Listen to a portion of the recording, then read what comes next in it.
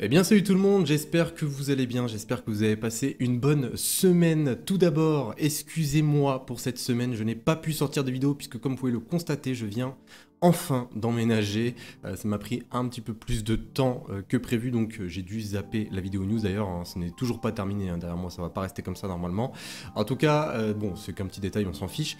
En tout cas, aujourd'hui, vidéo analyse du Grand Prix d'Italie 2023, j'ai énormément de choses à vous dire, j'ai énormément de choses également à rattraper.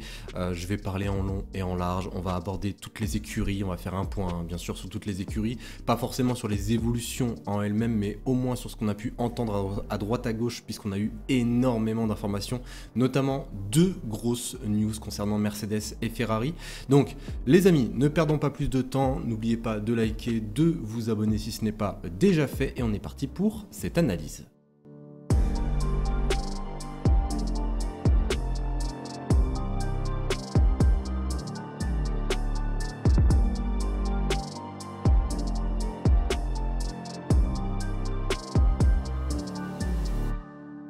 Commençons tout de suite par présenter ce circuit de Monza. Je vais faire un tout petit point dessus, même pas 30 secondes, une minute quand même, puisque ça me semble important pour ce que je vais aborder avec vous juste après, surtout au niveau de la charge aérodynamique qui sera probablement primordial sur ce tracé, même pas probablement, hein, c'est sûr, c'est totalement sûr. Mais vous allez voir que ça va être assez intéressant. Déjà, à Monza, c'est primordial de ne pas avoir énormément de charge aéro, d'essayer d'alléger au maximum l'aileron arrière pour essayer de maximiser la vitesse de pointe, la vitesse en ligne droite. Donc je pense, hein, sans trop sans trop prendre de pincettes, que Red Bull vont défoncer tout le monde encore une fois ce week-end. Maintenant les amis, parlons des très grosses news qu'on a eu. Comme je vous l'ai dit un petit peu plus tôt dans la vidéo, on a eu deux news et je voulais absolument vous en parler puisque oui, j'ai pas pu vous sortir la vidéo news, donc je me rattrape un petit peu. Bon, on va faire que ces deux là puisque ça me semble être les deux les plus importantes.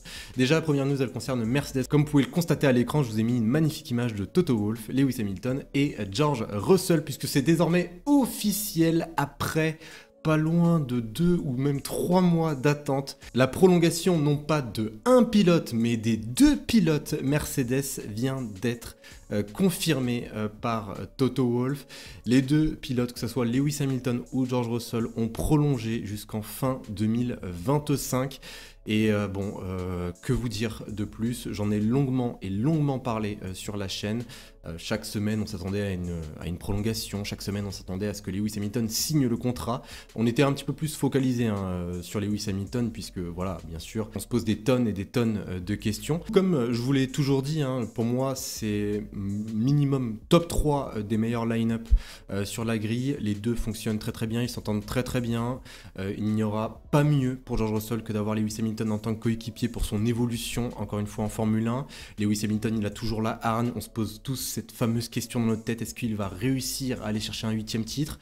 Comme je l'ai dit il y a quelques semaines de cela, pour moi, il y a des choses qui sont indissociables en Formule 1. Bien sûr qu'on peut les dissocier à un certain moment, comme par exemple Sébastien Vettel et Ferrari, mais selon moi, Lewis Hamilton et Mercedes, c'est indissociable. On ne peut pas dissocier les deux, tout comme par exemple aujourd'hui Max Verstappen et Red Bull, Charles Leclerc et Ferrari. George Russell, je trouve que c'est un pilote, encore une fois, d'avenir. C'est un pilote extrêmement talentueux, il l'a déjà prouvé par le passé. C'est le meilleur pilote aux côtés de Lewis Hamilton. Donc je valide totalement le line-up. On continue avec Ferrari. Alors là, oui, voilà. Deuxième news, elle concerne Ferrari.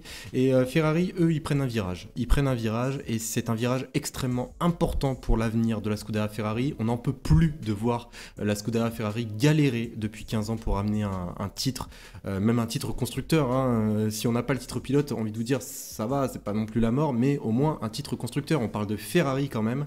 Eh bien, c'est désormais officiel, je vous en avais parlé il y a quelques semaines de cela. Ferrari vont prendre un virage à 180 degrés. Ils repartent de zéro pour l'année 2024. Ils changent totalement de concept. Là où la SF23 suivait et était la petite sœur de la F1 75 de 2021, eh bien là, on oublie, hein. Il n'y a plus d'SF23, il n'y a plus d'F175, c'est une voiture repartie de zéro. Quand quelque chose ne fonctionne pas, il ne faut pas rester focalisé là-dessus. Je pense que par moment, prendre un chemin différent ne fait pas de mal.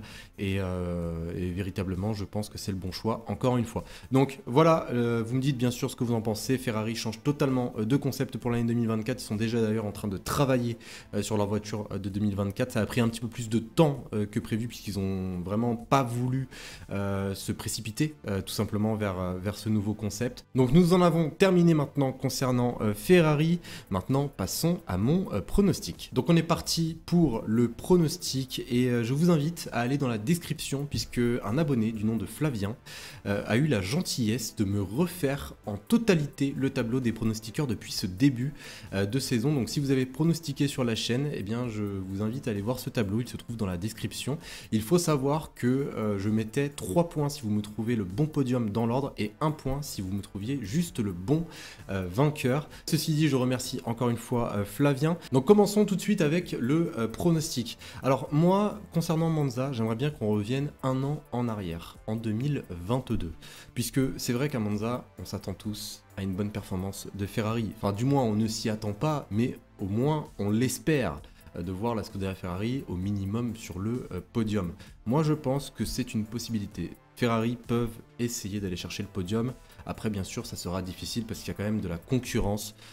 Mis à part Red Bull, il y a Mercedes qui n'ont pas du tout montré un bon visage à Zandvoort. Donc j'imagine qu'ils vont essayer de se rattraper au maximum pour ce Grand Prix. Après Mercedes, je pense qu'ils vont avoir peut-être certaines lacunes, non pas dans les lignes droites mais dans les virages lents, puisque c'est vraiment le point faible de cette Mercedes W14.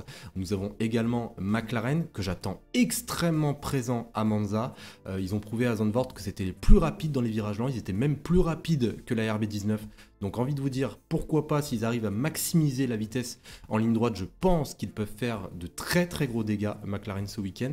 Et nous avons encore une fois Aston Martin qui reviennent de nulle part, qui vont rapporter des évolutions, qui testent un nouvel aileron arrière. Si cela venait à fonctionner, ça pourrait véritablement remettre Aston Martin dans la même foulée qu'en début d'année, où là ils étaient la deuxième force du plateau. Donc maintenant, si je devais mettre un pilote en première position, bien sûr que je vais mettre Max Verstappen, c'est déjà le gagnant de l'année dernière.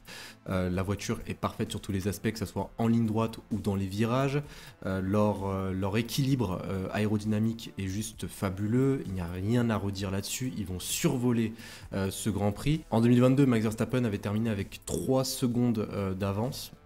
Et il était parti 7ème avec la RB18, donc avec la RB19, bon, je me fais pas trop de soucis concernant Max Verstappen.